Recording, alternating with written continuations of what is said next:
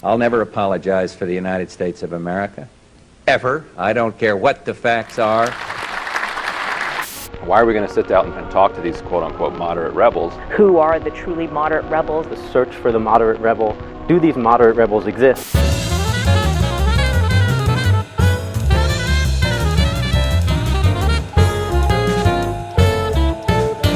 Moderate rebels. All right, welcome to Moderate Rebels. It's August 13th, 2018. I'm Max Blumenthal. Ben Norton is on hiatus, but he'll be back next week. Much needed rest from the cascading series of organically developed crises we're facing here, which we deflect onto Russia and external forces. We're here with Abby Martin, who is a friend of the show and has been really at the center of what we want to discuss today, which is a really concerted campaign to suppress dissident voices in online media. And it appears that this campaign is ramping up with a lot of government pressure on a very passive, willing partner in Silicon Valley. Abby, welcome to the show. Thanks so much for having me on, Max.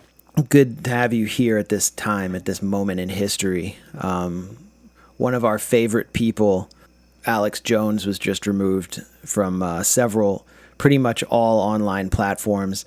It's actually not one of our favorite people. He's someone that you've been hammering for years, along with your brother, Robbie Martin, who does a really good job of exposing how Alex Jones took a lot of kind of skepticism around 9/11, like legitimate skepticism, where people were asking questions about the anthrax attacks, about the Saudi role, about blowback, and kind of moving people towards the right, and actually playing an effective role as an establishment figure in Robbie's documentary, A Very Heavy Agenda.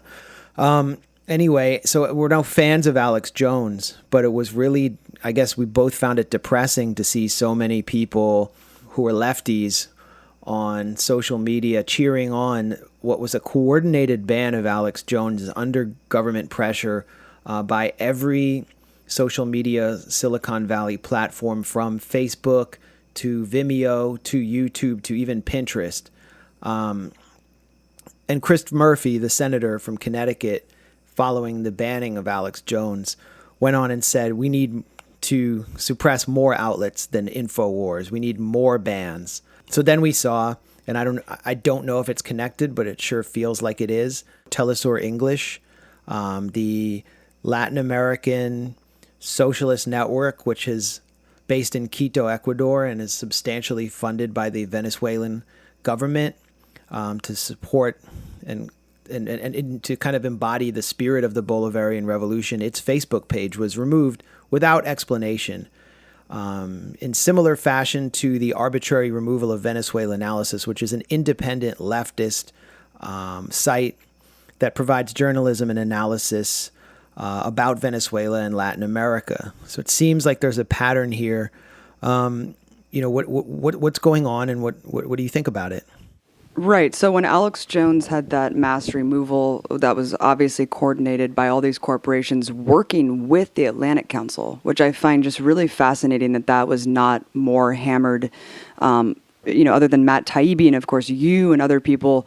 When people invoke that free speech argument, they say this has nothing to do with free speech because free speech is obviously the government coming in and suppressing your free speech. Well, now we've kind of come into this ubiquitous territory where the government is working with corporations to implement a widespread ban. And we're talking about actual CIA officials who were formerly in the CIA. We're talking about Michael Hayden. We're talking about Mike Morrell, that guy who on PBS said that we should be killing Russians and Iranians in Syria to teach Russia a lesson. Bush's DHS chief, Mike Chertoff, the inventor of the color-coded terror threat system. And, we're talking about a slew of defense corporations, obviously U.S. military branches. So these are the kind of people that are on the board of the Atlantic Council. So wait a minute, because I guess I omitted this from my intro, my haphazard ad hoc intro. Where does the Atlantic Council fit into this picture? What do they have to do with Facebook? Right. So they are working with Facebook to actually shut down and determine what is quote unquote fake news amidst this entire Russiagate hysteria. And this is coming off the heels of those 32 Facebook pages, which were just arbitrarily shut down. As we know, a lot of them were just leftist, progressive pages. One of them was an event page for an anti-Unite the Right counter demonstration. It was one of the main counter-demonstration mobilization pages on Facebook, and it was removed as part of a mass removal of pages. I guess this took place about 2 weeks ago or a week and a half ago. Facebook announced that these pages were removed because they closely resembled the internet research agency's St. Petersburg-based troll farm pages, which generated mass national hysteria about Russian interference last year. There's been no evidence so far that these pages were Russian. But what Facebook did was turn to the Atlantic Council and specifically to its digital forensic research lab to analyze the pages and to market its findings and basically to connect them to Russia. I took a look at the digital forensic research lab, or it goes by DFRL lab, and they call themselves digital Sherlocks. They're like Sherlock Holmes online investigating who's behind the pages. And I found their research to be hilarious, not only because their research director, their bot hunter, Ben Nimmo, has previously identified 2 living, breathing individuals, including a British pensioner and a Ukrainian concert pianist, Valisitsa, as Russian bots when they're actually humans, but that these pages appeared to have no online impact at all. And they did this funded by Facebook to protect our American election integrity. So they're protecting our elections from pages like Resistors, which is dedicated to radical feminism. They said it was like a Russian bot, a Russian troll farm page. And I looked at Resistors' page, and they had in its entire history, it had one high-performing post, which was advertising, or it was hyping up a story about a South African doctor who, to prevent or fight back against the plague of rape, had invented a vaginal tube filled with barbs that would shred a man's penis if he invaded. This was their main high-performing post that generated some followers.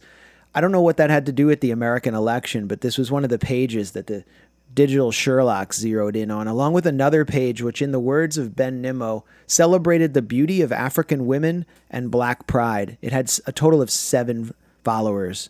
So this was clearly like, Pearl Harbor combined with 9/11 times the anthrax attacks. Yeah, and you see the corporate media just completely unquestioning in their repetition of citing Hamilton's 68 dashboard in accordance with this Atlantic Council effort. So what is Hamilton 68? So it's another think tank that's run by Iraq war propagandists that does not reveal its methodology to determine who is a Russian bot and how they are actually coming to these conclusions. And it is literally cited in every single article. From the Daily Beast, BuzzFeed, Vice, you see Hamilton 68 dashboard. It sounds very just innocuous. It's a very successful influence operation wielded against the American public to convince them that Russia is amplifying certain issues in the media or in the national discourse to sow discord. This is the constant mantra of the national security state right now, is that Russia's sowing chaos and discord, whether it's through Facebook pages with 7 followers that celebrate the beauty of African women. I don't know how that sows chaos. Or protests of the NRA. I mean, it's just anything. Or the Take the Knee protests in the NFL, Senator James Lankford citing Hamilton 68, which is backed by the German Marshall Fund, but it looks pretty much like any old, CIA operation. Citing their Russian bot research, said that the Take the Knee protests are being amplified by Russia to divide America, which means that Colin Kaepernick and NFL players are Russian chaos agents simply for protesting police brutality against black people. It's a very insidious narrative. Right, and this guy Liking Online on Twitter actually formulated an analysis comparing the Share Blue bot accounts to the actual Russian troll farms that we're talking about, and it is just exponentially so much higher. I mean, we're talking about hundreds of times more of these Share Blue accounts that were basically Democratic operatives that were actually using deceased victims of police brutality as their avatars. I mean, they were impersonating dead people to promote Democratic propaganda, and that's extremely disturbing. So there is really no comparison with the Russian bots to the actual operatives that we're seeing today. But I mean, back to the Alex Jones thing, it was very, very alarming. As someone who has been called a conspiracy theorist, as someone who worked at RT, I understand how slippery the slope really can be. As someone who's been called fomenting radical discontent with my show Breaking the Set in the 2017 intelligence report.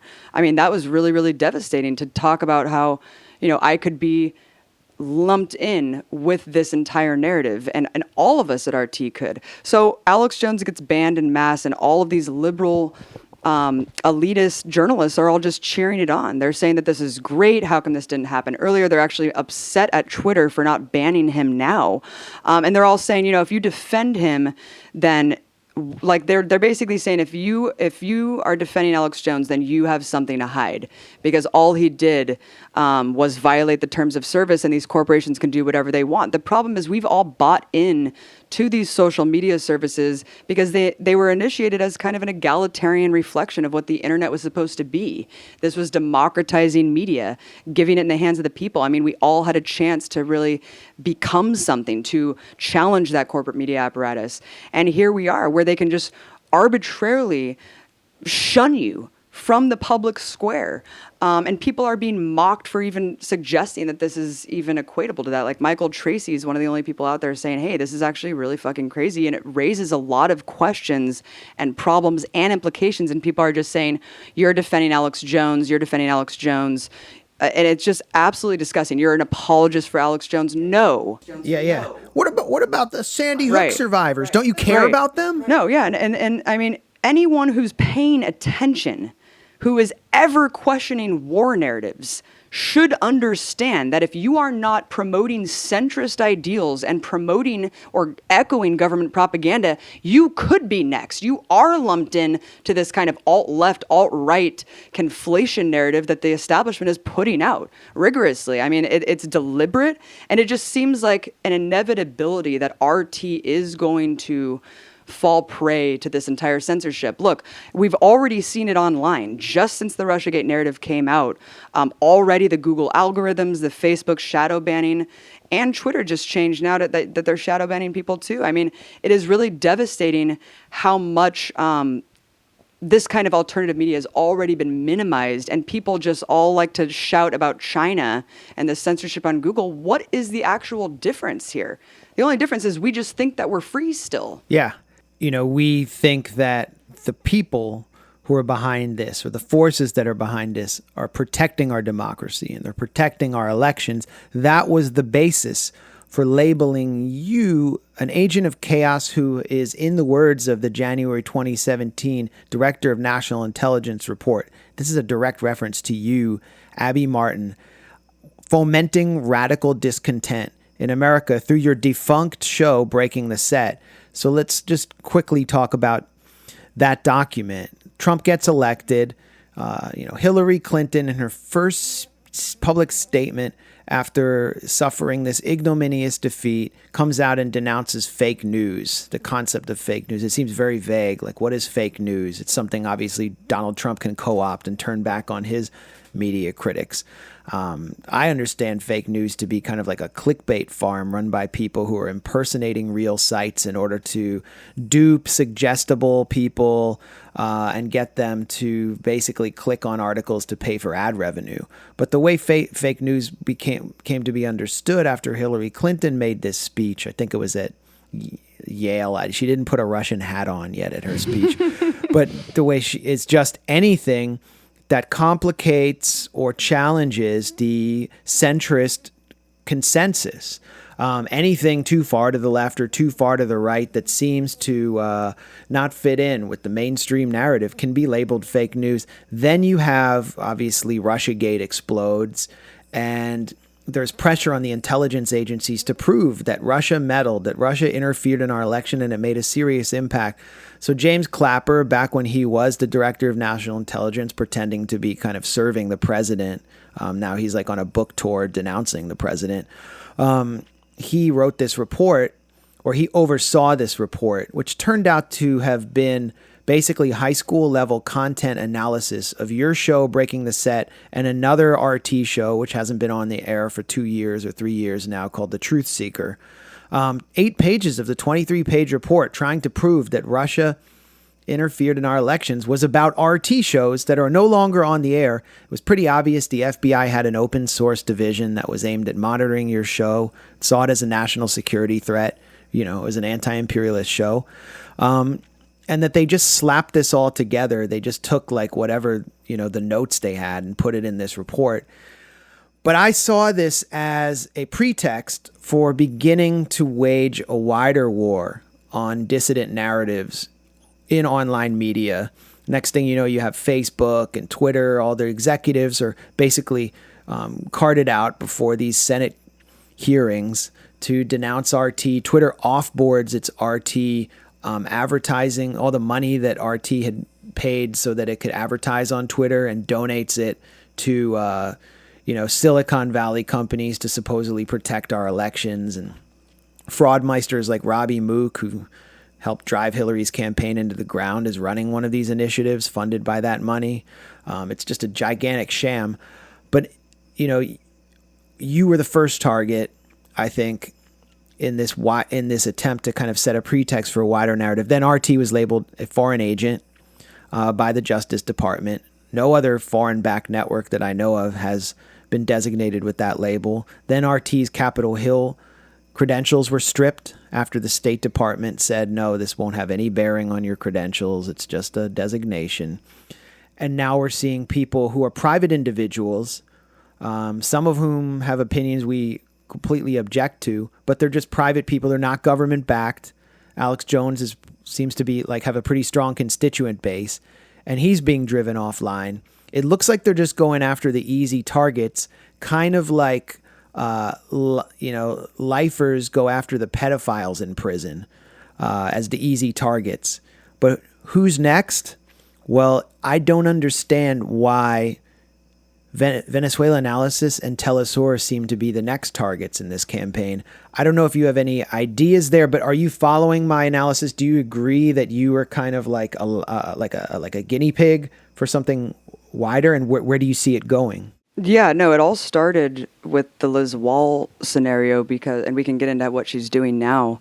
A colleague of mine at RT quit live on air a day after I made a statement that I consulted with management. He allowed me to say the statement, but I spoke to my boss at RT and I said, I disagree. This is 2015, right? Yeah, 2015. And I disagree with RT's coverage of the Crimea incursion and blah, blah, blah. Long story short, I was able to basically legitimize RT in a way that others hadn't by speaking out publicly against my direct funder and keeping my job, which was a primetime show for the next year. So, immediately when I made that statement, it legitimized RT in a way that hadn't been done. So Liz Wall pulled the trigger the next day, quit live on air. It turned out that actually she had pre-coordinated this giant resignation with a Bill Kristol henchman, one of the chief propagandists of the Iraq War, with a think tank called the Foreign Policy Initiative. This is a spin-off of the PNAC think tank, of course, the Project for a New American Century, just stocked full of Bush administration officials. So she had this pre-coordinated media tour to discredit me, give her credit for actually, no, she's the real dissident, throwing RT under the bus. So I saw all of this kind of manifesting in a really surreal way. This was already after just months and months of wall-to-wall propaganda against Russia. But that was the first time that I saw RT in the crosshairs of the intelligence community, working in concert with kind of this Iraq war propaganda circle, using Liz Wall as a pawn to engineer this entire thing. And then, of course, they go on TV and say, Abby's crazy. She's a conspiracy theorist. I'm the one who can really tell you what's going on at RT, although she had never even had a political opinion, hadn't had a political show, and it was just an anchor who had worked at RT for like 5 years already. I mean, it's just weird to just all of a sudden 5 years into it be like, wait, who funds this network? Oh, I'm being used as a useful idiot. So yeah, I mean, I saw that happening then, and it's just gotten worse. So, you know, being at RT for so long and just seeing how cartoonish this narrative has become about this top-down Putin propaganda network, when I was able to pave editorial freedom, again, keep the show for a year, and it's far more than anyone at corporate media can do. So Liz Wall, of course, went on, you know, getting a job at Fox obviously failed for her, so she ended up actually working for NATO, the Israeli government, and now she's actually working with the Atlantic Council, that think tank that we're talking about right now, to determine what is and what is not fake news and Russian propaganda that's sowing discord. When this intelligence report came out, we were waiting with bated breath because we thought this would be the conclusive evidence of the Russian collusion. And I was actually appalled at how juvenile it actually was. It looked like an intern just threw together some report just in a couple hours. I mean, nothing in the report of this crude analysis of RT programming praised Putin, praised Russia. Instead, it was covering issues like fracking, Wall Street greed, poverty, inequality, the two parties being similar. Well, poverty and Wall Street greed are as American as apple pie. I mean, you can't go against that. I mean, you're a traitor. Yeah, it's unbelievable. I mean, these politicians literally just deny reality. I mean, when's the last time you heard Hillary Clinton even addressing inequality or poverty in this country? It's just so talking about those issues, having RT, giving a platform to people who are anti-imperialists and discussing the reality of this country was the threat, is the threat. That's what's sowing discord to these people. So acknowledging the facts about our reality is Russian propaganda, is sowing discontent. And that's when I see senators like Chris Murphy saying, this is just the beginning. InfoWars is the tip of the iceberg of what's undermining our democracy. I mean, we're talking about a country that does not have a democracy. We are the world's largest empire, you know, the biggest threat to the entire planet. And we have just horrible issues at home. I don't need to tell your audience what they are. So when I hear a sitting senator saying this is the tip of the iceberg, we need to go after everyone who's undermining this sacred notion of American democracy and exceptionalism, that's really disturbing, because I immediately look to RT and Telesur, which are obviously the alternatives to this corporate media hegemony that is the arm of the empire. We know that the media is weaponized on behalf of the empire. So I immediately look to them and I say, they are next, because they have been next this whole time. But the corporate media lackeys who have bought wholeheartedly into the Russiagate narrative don't see it, or they're just acquiescent, compliant, and they're just going along with it. And they're saying, if you disagree with this, there's something wrong with you. And I guess, Max, I just don't understand how more people don't see where this is headed. Yeah, I want to talk about where it's headed, but I think this is such important history. Just a few clarifications. Liz Wall, I think, resigned in 2014 and wrote about that at Truthdig with Ronnie Akalik, another friend of the show. And, you know, it was amazing as I was conducting this investigation into Liz Wall's resignation, how orchestrated it was. And I went back into the Foreign Policy Initiative, which is, you know, Project for a New American Century 2.0, basically providing a home to the next generation of neoconservatives, from Jamie Kirchick to Marco Rubio. And the Foreign Policy Initiative on its Twitter account was teeing up Liz Wall's resignation. They were saying, get ready for something big on RT, turn into RT in a few minutes, it's about to go down. So it was obvious that they had orchestrated this. And then next thing you know, Kirchick is taking selfies with Liz Wall. Then they're like doing jello shots at Eli Lake's pad with Rosie Gray, who, you know, was smearing me at BuzzFeed and all of us. She, you know, then Eli Lake's girlfriend, she's kind of like gone into the woodwork of like blue checkmark droid robotoid mainstream media. In any case, you know, this was a really significant moment that neoconservatives had engineered to attack RT, and behind it all was Michael Weiss. These were like the Michael Weiss helmets. But behind it all was this figure who had written an influential paper with a British neoconservative operative named Peter Pomerantsev. It was about, you know, Russia's attempt to weaponize unreality. Basically, they just like took the basic theory of postmodernism and applied it to Russia. But this paper was paid for by an obscure British think tank called Legatus, whose charity commission registration was recently stripped, and is now actually ironically being accused of being a Russian cutout. Because of the role it played in Brexit, but that's totally beside the point. The paper was then promoted by the National Endowment for Democracy, the regime change arm of the U.S. government, and it was kind of used as a blueprint for the campaign that we're seeing now.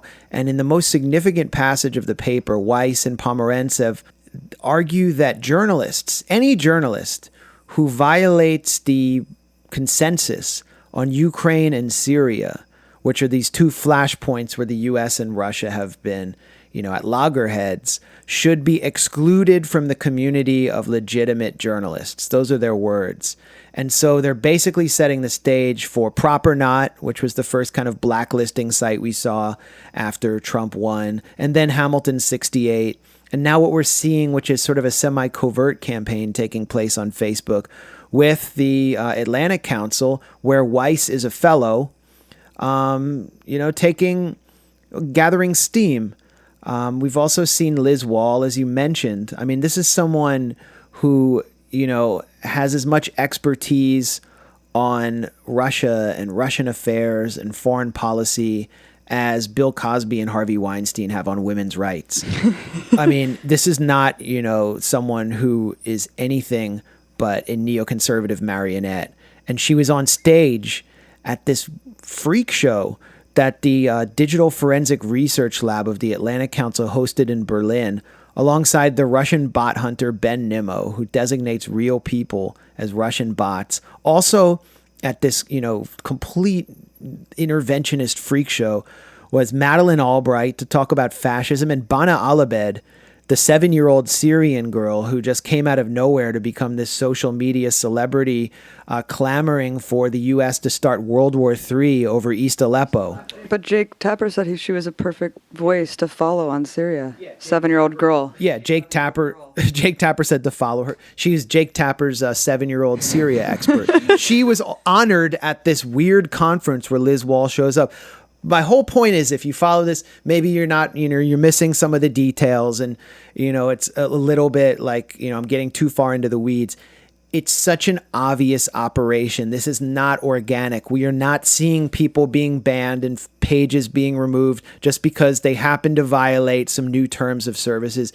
It's very clear what's going on. And I think we only understand the tip of the iceberg of this titanic influence operation, which is targeting us and de-democratizing what actually represents our digital commons. Unfortunately, they're all privatized, and there's really no effort, and I don't hear anyone calling for regulating Facebook or Twitter as public utilities, but that's what kind of needs to happen. Yeah, I mean, when all of these sites just all of a sudden band together and say Alex Jones has violated our terms of service after he's been doing essentially the same thing that he has been doing. The same freaking day. For the last decade.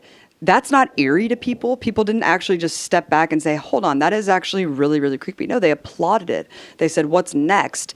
He shouldn't be the first. Let's keep going. Yeah, what you're saying about Peter Pomerantsev, I mean, yeah, this idea that Russia invented whataboutism. Russia invented xenophobia. Russia invented oligarchs, apparently. The menace of It's just unreality. unbelievable. But yeah, net neutrality has been dead for a long time. And that's what I just keep saying to people. I mean, the second that Google actually acquiesced preemptively to the government without any legislation actually demanding these companies to do so, they said, we're going to willingly do this in the shadow of Russiagate. And that's extremely disturbing that the government didn't even have to do anything. These tech companies just did it to themselves to shadow ban all alternative, left media. And that's who we see is attacked. And for these people to say, oh, who cares about Alex Jones? You don't understand what's going on. Yeah, of course they're conflating the alt-right and the alt-left, but it's not just because they think it's the same. The right is not as much of a threat to the establishment as the actual left is. And so under this huge banner of Russiagate and censorship and fake news and the proper not hysteria, that's why we saw sites like Truthdig, Counterpunch, Black Agenda Report targeted. And we're actually seeing prominent liberals just repeating these talking points without understanding that they are being used by the establishment that's actually fostered by the same people that sold us the Iraq War. We've been had.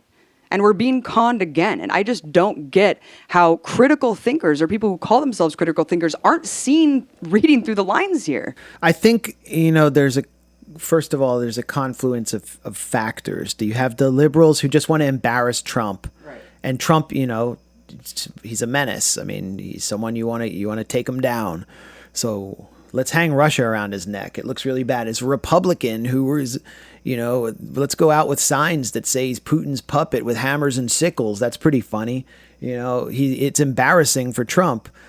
People just want to embarrass him, and they don't understand the world. They don't want to know how it works. They don't really understand why it's not a good idea to be in conflict with another nuclear powered country that has substantial ability to complicate things, and also can, be a potential ally on a lot of other issues. They don't understand that. I went down to this Kremlin annex that they have in front of the White House that this fraudmeistering former Clinton operative Adam Parkhomenko is running. It's kind of based on the color revolutions and the Maidan Square coup in Ukraine, and they're occupying the White House. Every night they have a little anti-Russia festival in front of the White House where they mock Trump. I could see how someone would find it funny. But the interesting thing is when I went down when Rosie O'Donnell was performing Les Mis and singing The Fifth Dimension. So this was a big night down there. And I talked to people who had their Putin's puppet signs and, Trump, the homophobic stuff about Trump sucks Putin's cock and Putin fucks him in the ass and all that stuff. And I said, what do you why do you think this? And they said, they really just straight up said it's just a way to make Trump look stupid and embarrass him. The commitment to a new Cold War was really shallow, and people did not understand any issue. I'd say, well, why do you think Trump armed the Ukrainian military when Obama would not? Don't you think?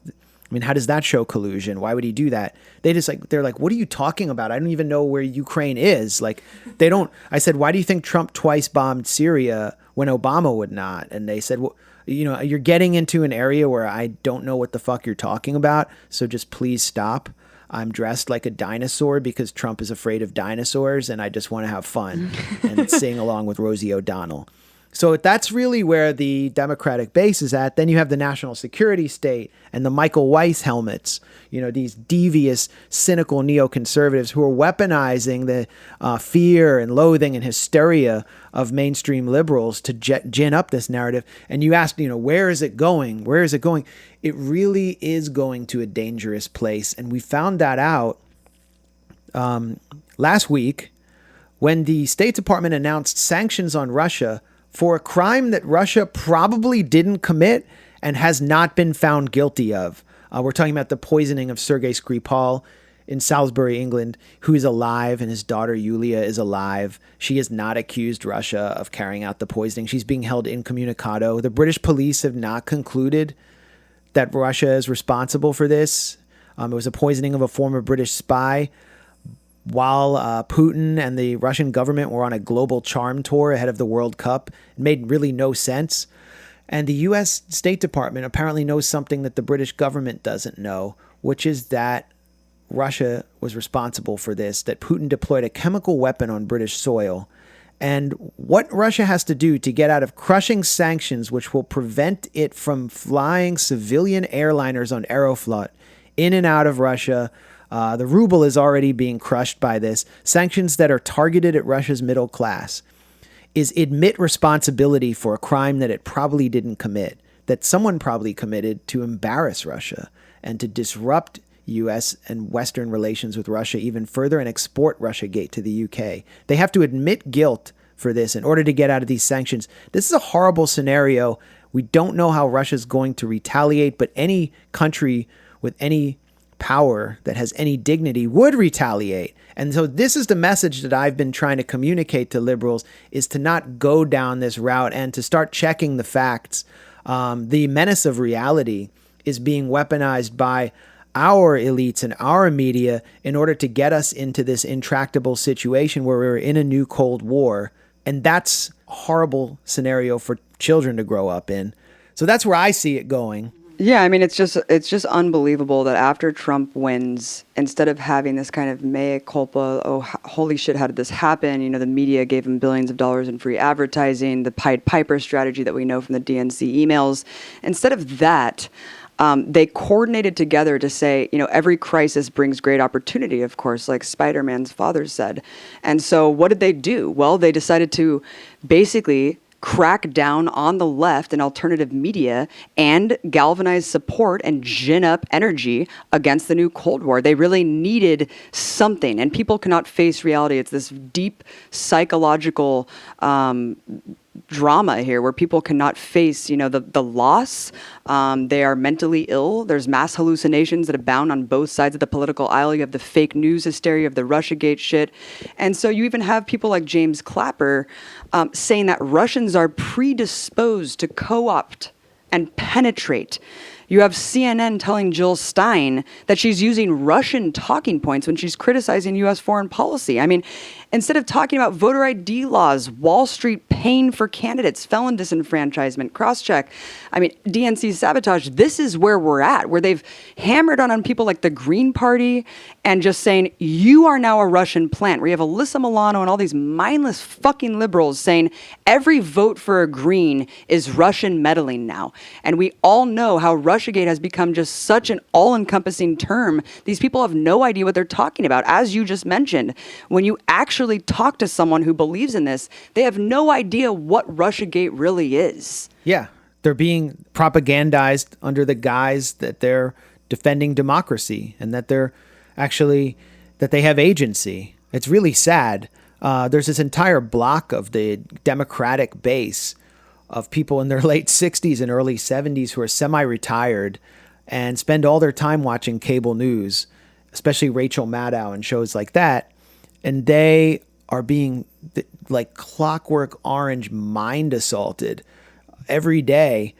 And they have no capacity for separating fact from fiction here. And so you've created actually like a constituency within the Democratic Party for a Cold War, if not war itself. I don't remember the last time there was kind of a reckoning among the establishment in this country. It should have come with the Iraq War, and it sort of did. Bush's approval rating plunged into the 20s. It was because body bags filled with American young men and women were coming back, draped in American flags, and Bush actually tried to hide the body bags and was forced to show them. And then you had, you know, the protests, the giant protests against the Republican war. Obama comes in, depoliticizes the country again. You know, I thought there would be a moment of accountability around the bailing out of the banks and Occupy. That moment faded. That ship sailed. And then you would expect, after Hillary Clinton loses, after sabotaging Bernie's campaign, colluding with the DNC, there would have been this moment there. But no, now here we are. And I think we stand on the brink of something terrible, something really terrifying. There's so many cascading crises around the world. It's just fascinating that these people have rebranded themselves. The people responsible for the worst foreign policy disaster isn't a strong enough word for what the Iraq War and subsequent wars were. But these people are actually now the resistance leaders. And, you know, they have best-selling books on the New York Times bestsellers, all former intelligence or war criminals warning us against the Trump era. These are the people who were responsible also for Libya, which destabilized an entire region of Africa and played a direct role in the election of the far-right Italian government because they spurred a massive refugee and migrant crisis, as Gaddafi warned they would, before they basically sodomized him with a bayonet in the street and then splayed him out on a mattress to rot while rebels took victory selfies. Then they were responsible for destabilizing Syria. I mean, that was John Brennan's doing. John Brennan also was the drone assassination czar under Obama, which, we know about the damage that the drone campaign did to societies from Pakistan to Yemen. And now these people are being carted out, as you said, as the resistance heroes. They all are on book tour. If you go to any liberal bookstore, political bookstore in D.C., like Politics and Prose, their books about Russia just fill the shop windows. And, we've talked about people being suppressed online. How the fuck does John Brennan just come out of nowhere with a Twitter account and just anytime he farts or coughs something about Trump Russia and then uses the word kakistocracy, he gets 85,000 retweets. Yeah, or David Frum. This is the guy who invented the axis of evil. I mean, Tweedledee and Tweedlefrum. This guy is viral on there. So is Bill Kristol. Where do they get these followers from, and who retweets? Where are there 85,000 people to retweet John Brennan, who's such an unappealing and previously actually unknown figure? I mean, by nature he was sort of semi-unknown. Yeah, and like it or not, I mean, these people did pave the way to the Trump era, and Trump did run on this kind of ambiguous populist rhetoric against the establishment, and that's who these people are. And against interventionism. Exactly. So we're witnessing not only the suppression of the dissident left, or what's left of it. There isn't much left of it. We're also witnessing the rehabilitation of an entire elite class that should have been discredited by now. And this is a part of a long process. We're also, witnessing kind of a pivot south by the Trump administration. The Bush administration was really focused on the Middle East to the point where socialism was able to flourish in Latin America. And we saw the pink tide first with Hugo Chavez defeating the 2002 coup, and then, the election of Rafael Correa, the election of Evo Morales, the election of Lula da Silva, the Kirchners coming into power, then Daniel Ortega in Nicaragua, all these figures many of them had been actually tortured in prison by right-wing juntas propped up by the U.S. coming into power under the Bush administration. Obama, he kept the foot off the gas. He shook hands with Chavez. I mean, he was applying sanctions, but he shook hands with Hugo Chavez. He started to normalize relations with Cuba a little bit. Looked like, there were some openings. Then Trump comes in, and now we're looking at a situation in Latin America that is 180 degrees different from where we were about 10 years ago. You, Abby, were in Venezuela during the last round of garimbas, which are these violent protests where, right-wingers would basically try to hold territory inside Caracas and other areas by force in order to set the stage for regime change. It failed. But you sort of saw an escalation that the U.S. was clearly backing. And then last week, we saw an attempt to assassinate Nicolas Maduro, who is the elected president of Venezuela, through a series of kind of homemade drone attacks, drones carrying C4. Of course, the New York Times and all of the many of the publications that mocked us for questioning chemical attacks in Syria immediately suggested that these were false flag attacks. They clearly are not. We have established that now.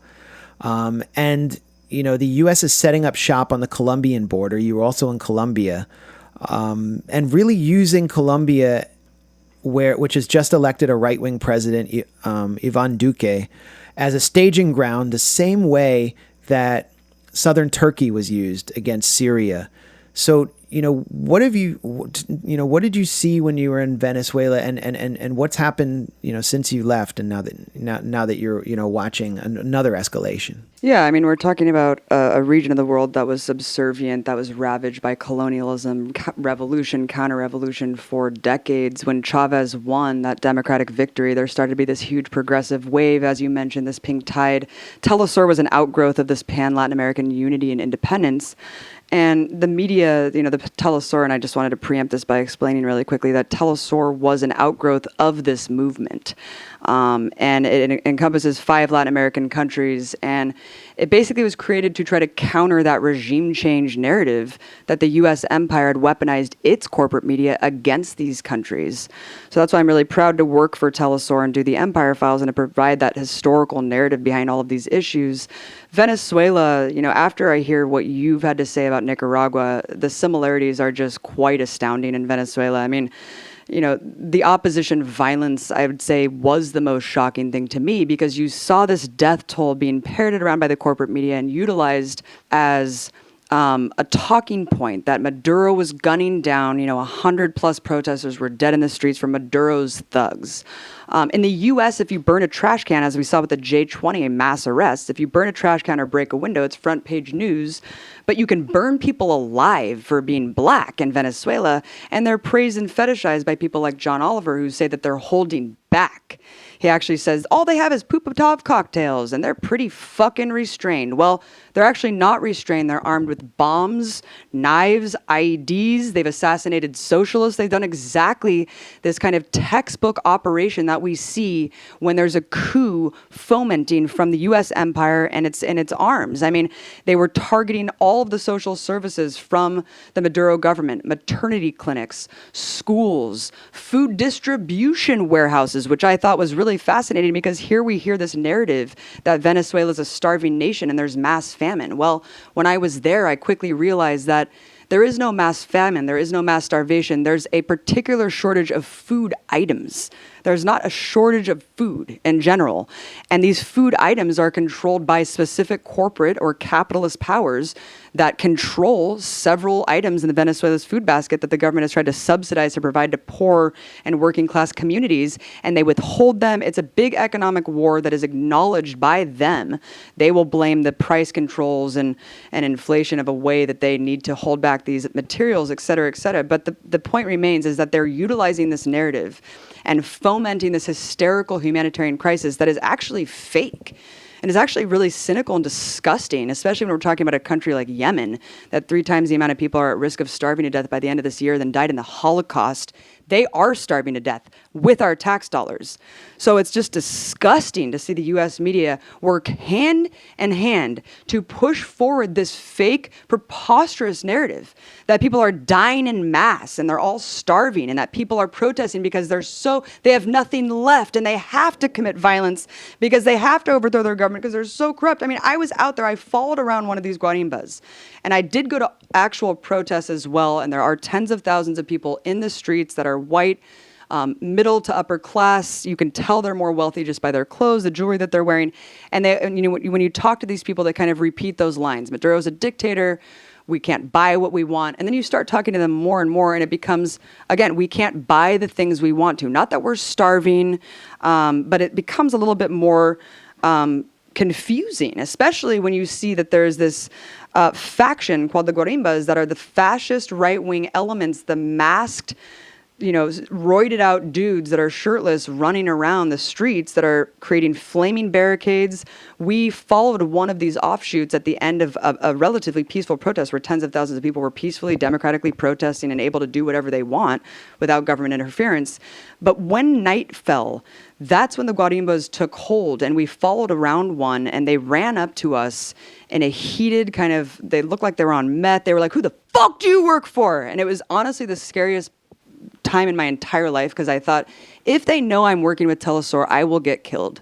And there will be virtually no repercussions because Western media couldn't give less of a fuck about what I'm doing, about what they're doing. So I said, I'm American media. I was like, I'm here to tell your story, and I'm just going to do whatever you want me to do. I mean, you're going to say whatever you can to be alive at that point. And they said, show what the government does to us. Don't show what we do. So we had to pretend not to film them. But I mean, it was unbelievable what they did. We followed them. They were commandeering 18-wheeler trucks, pulling drivers out of the trucks, setting the trucks on fire, creating giant flaming barricades on the freeway. People with motorcycles were flying off. And that's when the death toll becomes a little bit more apparent. When you broke it down, which we did, more than half the deaths were actually directly caused by these opposition figures. Lynchings of Afro-Venezuelans, direct assassinations of political candidates for the Constituent Assembly. And the problem is, it's maybe unfair to link them in with everyone who's protesting in Venezuela, but the problem is the opposition leaders in Venezuela turn a blind eye, encourage, and actually foment the guarimbas again to create that international humanitarian crisis narrative that we need regime change. People are dying in the streets, and it's actually really fucking sick game and very cynical that they're willing to sacrifice their own people to try to beg the U.S. empire to come in and save them. Yeah, that actually is a tactic that was advised, that was conceived by Gene Sharp, who is the kind of progenitor and pioneer of the concept of nonviolence as a form of warfare. Gene Sharp consulted for the CIA. He worked with a U.S. Army military intelligence officer to draw up the plans for... his laboratory was Serbia. There's a documentary called Otpor about the kind of faux democracy movement that he helped create with the U.S. Institute for Peace and the National Endowment for Democracy to overthrow Milosevic. And, these tactics have since been used in places like Ukraine, where we got a less than democratic result, with the current rampage of neo-Nazis. A lot of the worst fears of people who questioned what was happening on the Maidan in 2014 are being realized. What you've seen since then is an exporting of the tactics that have been learned along the way. Sharp imagined... He's also was heavily influential in the Arab Spring and is credited by a lot of Arab Spring leaders with their tactics, with the tactics that they put to use. But we didn't see nonviolence used as a weapon of warfare. We saw some of Sharp's kind of blueprint for regime change applied atop a very violent very violent series of insurgencies, and so. Starting in Ukraine with the right sector, far-right nationalist street muscle that was overseen by Vadim Troyan, who is now the, I think, Deputy Minister of Security in Kiev. Basically a figure you could plausibly describe as a Nazi. These guys fashioned their own shields to take on the riot police by carving up steel barrels and, fashioned their own handles. Then they would paint them with ultra-nationalist symbols.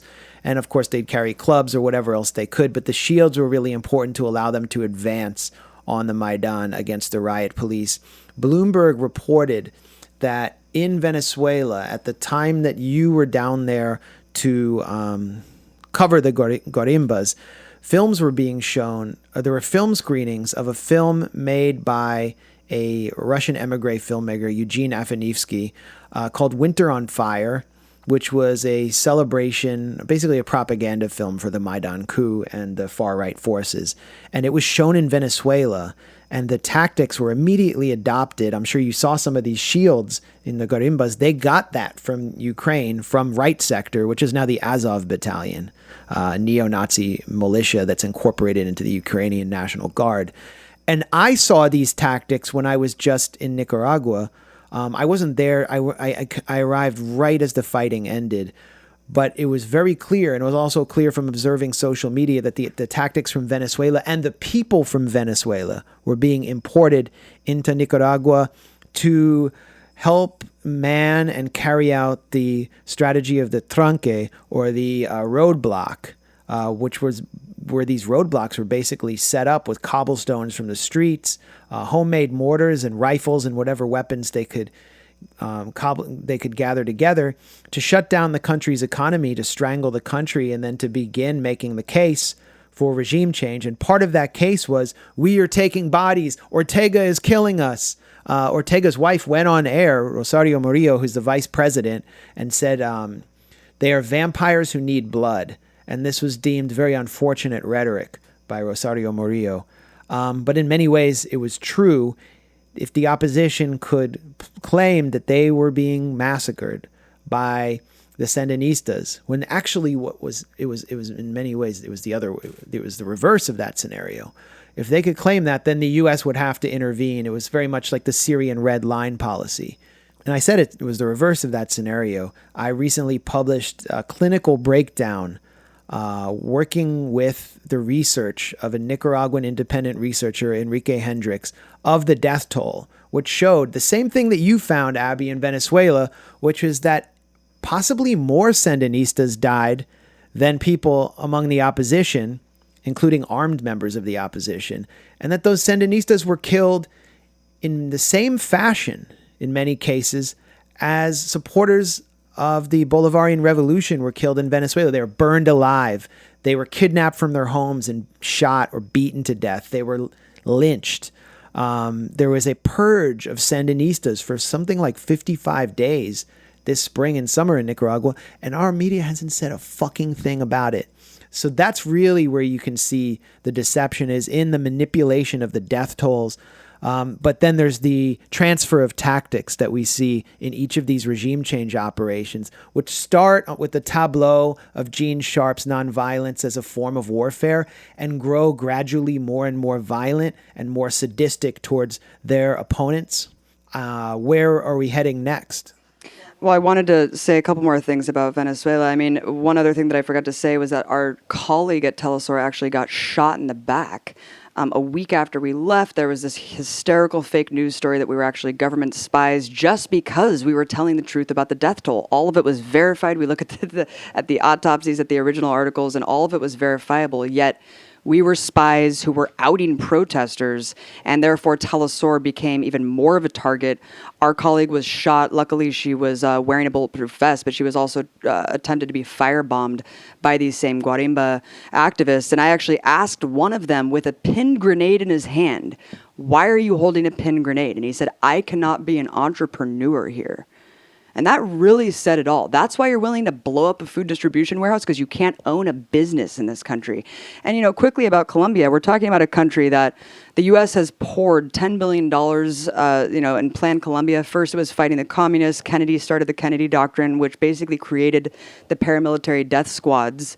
And there's obvious training and coordination with the U.S. military, and there has been ever since that time. Of course, they've switched the rationale for it, but it's undeniable that these people were trained in Colombia, and they are being trained in Colombia, and that's exactly what Maduro said in the wake of this latest assassination attempt. I mean, like you said, the U.S. corporate media loves to mock anyone who's claiming that anything that Western powers and allies do is, suspect, or the narrative might be wrong. That's a conspiracy theory. You're crazy. Yet you see that line when it serves the Washington consensus, as you said, that Maduro did this to himself. It's a false flag, and you're insane for actually thinking that it was real. DC and Bogota claimed that they had no hand in the assassination, and we already know that John Bolton was talking about invading Venezuela. We know Trump was begging his advisors to invade Venezuela. We saw Colombian President Santos telling U.S. business leaders that, quote, Maduro's days are numbered, calling for the Venezuelan military to remove him from office. So, yeah, I mean, Maduro says that he has evidence that this was actually plotted in Colombia, in Miami, and they were using the opposition as a tool to carry it out. And I actually believe it based on what I have seen and what we know the U.S. has already done to work with the opposition. We're talking about $50 million since 2009. We're talking about Trump begging Falcone, who got the next amount of votes when Maduro won the last presidential election, to drop out of the election so Maduro could look like he's running unopposed and to delegitimize his legitimate victory. And I think that since that didn't work and the opposition is too fragmented to actually take power by democratic means, this is the next step, because they know Maduro's in for another 6 years. And Telesur and Venezuela Analysis being taken offline on Facebook just days after this assassination attempt, when they are literally the only two networks that are providing that alternative to that corporate media regime change hysteria against Venezuela that we see on a daily basis. Another day, another corporate media outlet calling for a coup, saying this is good, actually. Well, we got to do something, right? We're talking about a country that has the biggest oil reserves in the world. This is not about human rights. I mean, I don't need to belabor that point enough, but it's just unbelievable what is going on. And look no further than even the Bush administration. I mean, the Bush administration collaborated with the opposition, kidnapped Hugo Chavez at the barrel of a gun for 3 days, and they revealed their hand immediately with what their plan was, to privatize the oil. They upended the Constitution and they said, all right, we're going to take back everything that Chavez put into place. So we already know their hand, and that's why they can't actually gain power. So even though you see, mass protests against Maduro, it's not necessarily in support of the opposition. It's that they want Maduro to do better, to help the inflation, to solve the economic woes. But the opposition is not necessarily popular. So this is what they're resorting to: violent coups, violent insurrections. And unfortunately, they have the full backing and financial support from the strongest empire the world's ever seen. Camilo Mejia, who's one of the few voices in the U.S. challenging the push for regime change in Nicaragua, who's actually the son of Carlos Mejia, who is a famous Sandinista revolutionary singer.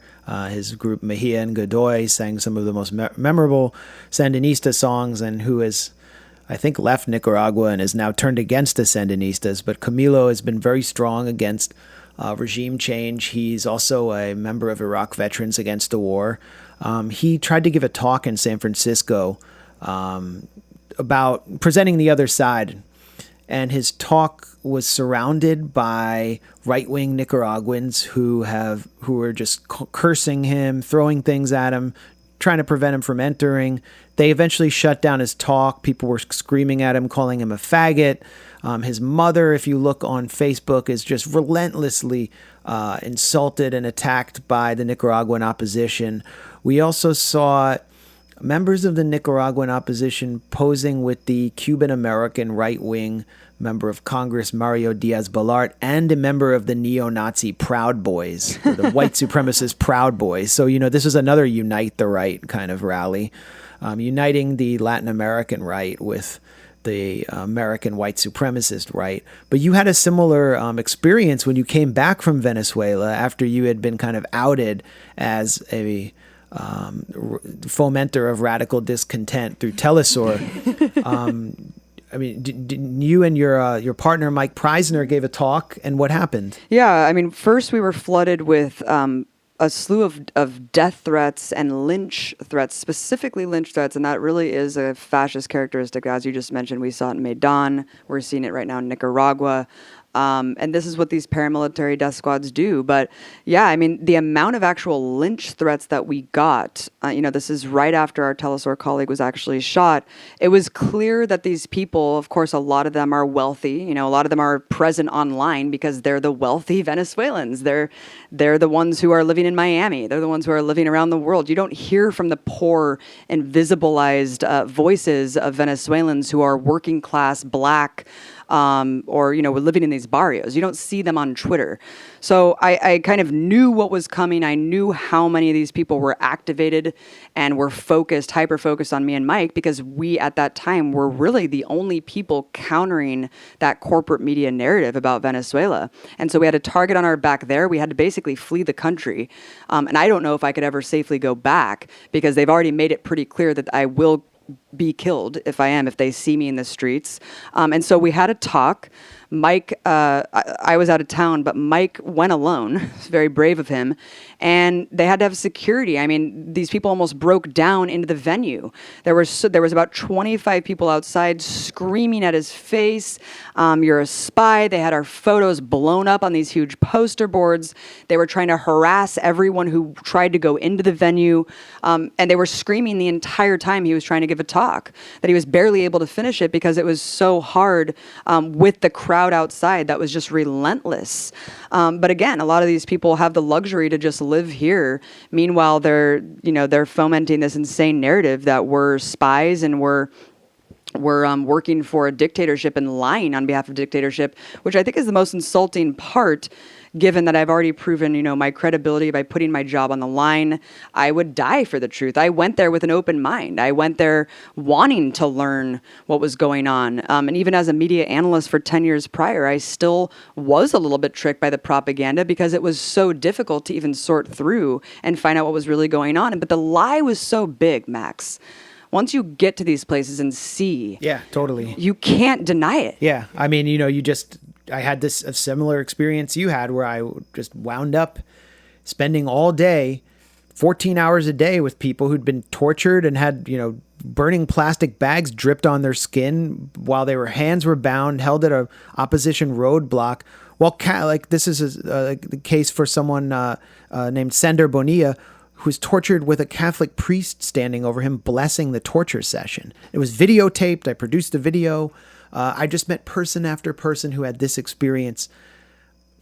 I've spent, and I talked about this in our last Moderate Rebels with Niels McCune, who's in Nicaragua, who's really much more of an authority than me because he lived through this and continues to.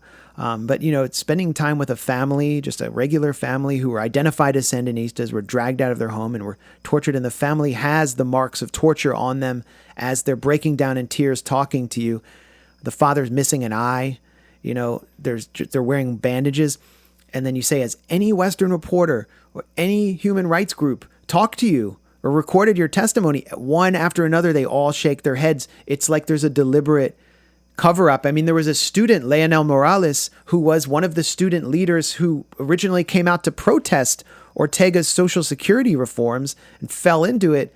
Then he realized that the university that he had allowed the student protesters onto is now being filled up with armed gangs who were being supplied from the outside that weren't students. And he came out and denounced them, was dragged out of his girlfriend's house by 3 pickup trucks full of armed men, shot in the neck, shot in the stomach, shot in, all over his body and thrown in a ditch to die. He somehow lived, was found by an ambulance. I interviewed him in the hospital. I think I was the first journalist to interview him because his jaw had just been unwired and he had just come out of surgery.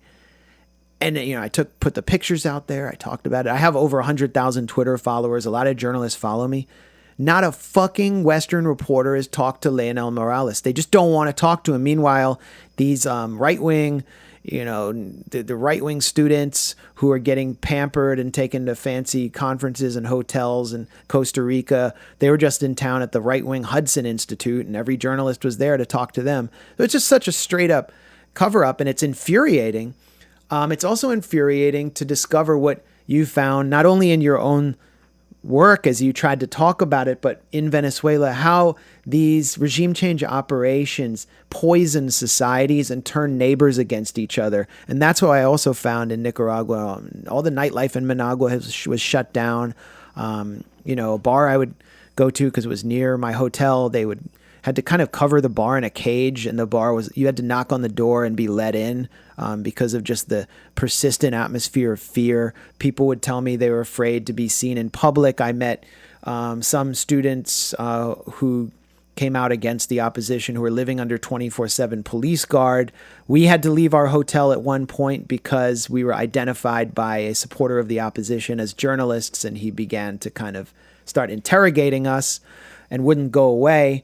So there was just this atmosphere of fear is consuming Venezuela, Nicaragua, and anywhere that's on the U.S.'s regime change target board.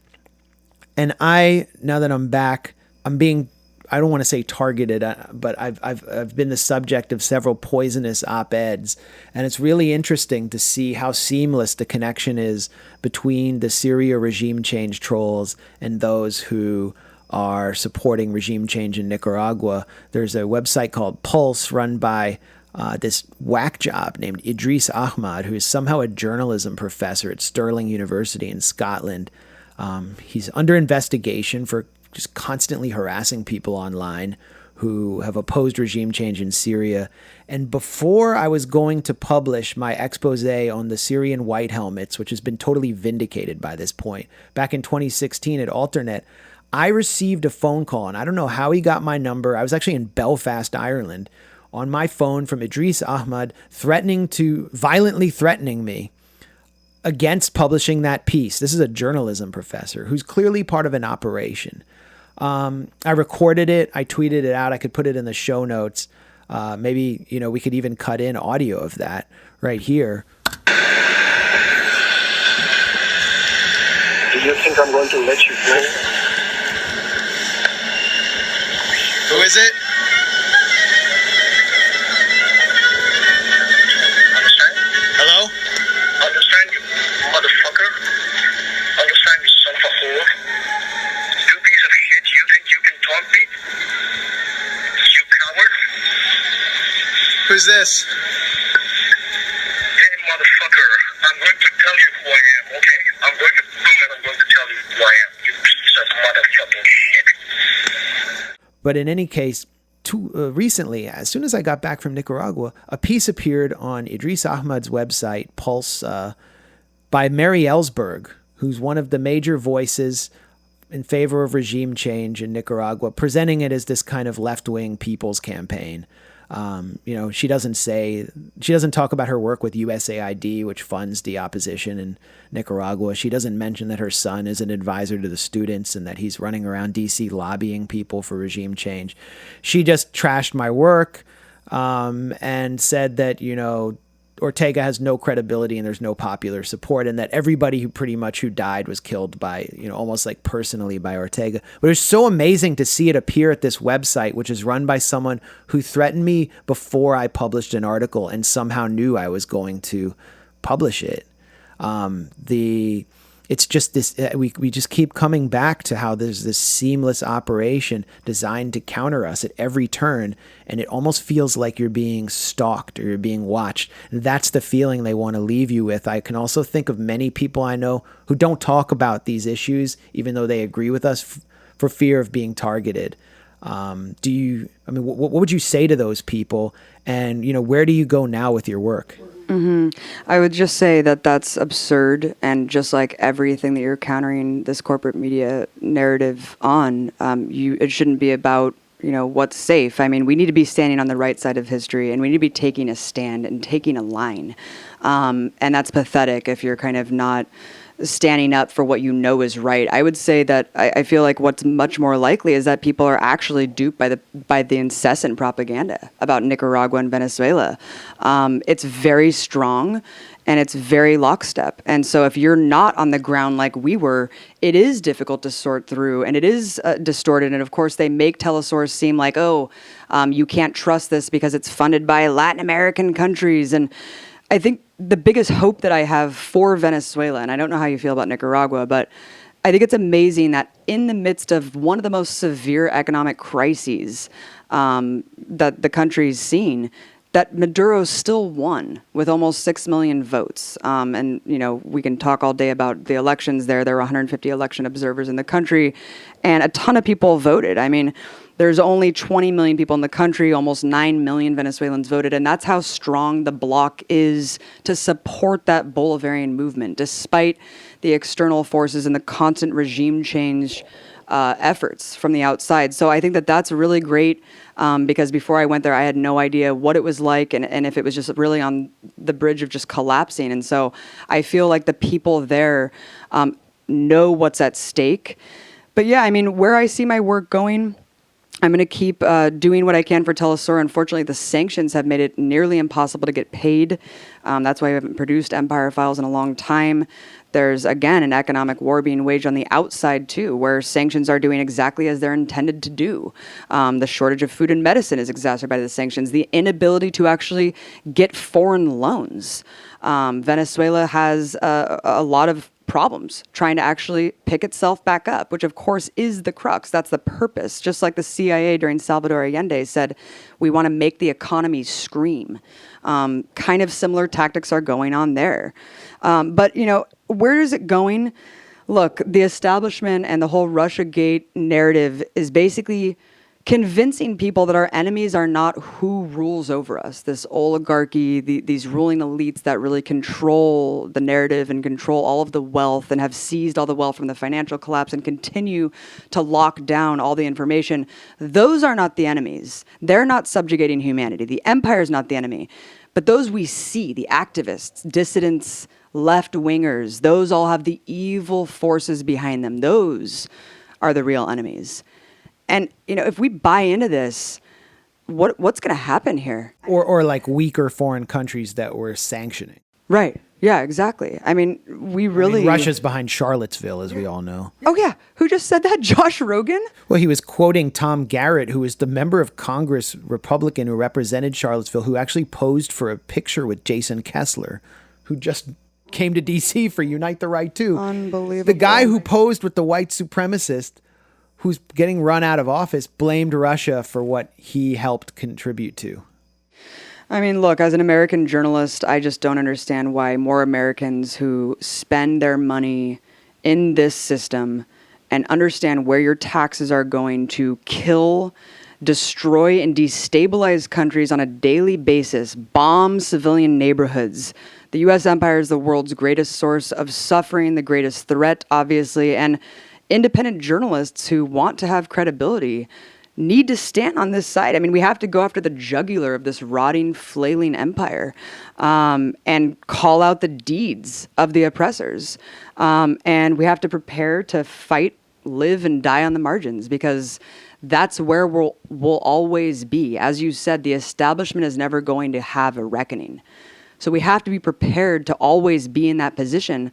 But at the same time, we have to look back on our work and just say, I stood on the right side. And we can't help what the public does or doesn't do. All we can do is do what we can. And it's just, what I find just disturbing is how little people are really doing that. Yeah, I agree. I would just close by saying that one of the things I've learned about countries that have stood down a ferocious regime change campaign is that they didn't do it through a dictator and his military. There was always a mass popular mobilization. This is what I witnessed in Nicaragua. It's definitely something we saw in Venezuela, but it also took place in Syria, and those people, of course, won't get any credit. But this is also, I mean, there's also this paradox that I think you probably face, where you're constantly demonized, you're constantly told that you're satanic, that you're trash. But there's a campaign, an operation that's ginned up to dehumanize you and silence you. But the louder that gets, the more people turn to you, the more props you get. And, you, I think, can speak to that better than me, but I think that's something that, people who are listening to this who feel discouraged should take into account, which is that there is a community out there. And if you're listening to this, you're part of it. There is a community that I think is growing of people who are really wise to what's going on. I met those people also in Nicaragua who had prepared, slideshow presentations examining the actors behind the regime change operation, and said they just wanted to coordinate with people in other countries to get this information out. So I think, if we can make this community more coherent on an international level, I think we have a powerful bulwark to push back with. Absolutely. And we need to stand firmly against these tech companies kind of curating the reality that they think we should see.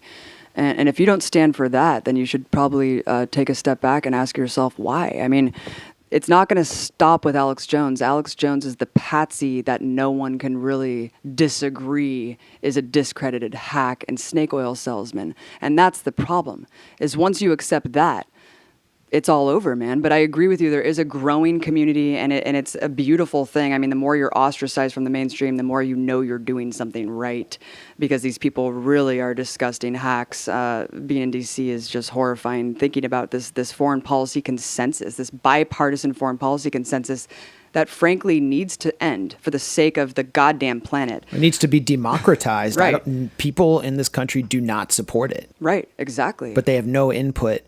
You are regularly recording your own podcast with your brother, Robbie Martin, at Media Roots. Where can people hear that? Yeah, SoundCloud, iTunes, Media Roots Radio. And we have a Patreon for that. And also check out MediaRoots.org and the EmpireFiles.tv. Go ahead and subscribe to that. And also check out my artwork, AbbyMartin.org. Thank you so much, Max. You are awesome, and you inspire the hell out of me. So it's just really an honor to be on. Thanks so much, dude. Thank you. This is a mutual admiration club, and you can support us and our work where we don't actually have support from a global billionaire. So if you want to support us, we're at patreon.com/moderaterebels. I'm Max Blumenthal, and Ben Norton's going to be back soon. Peace out.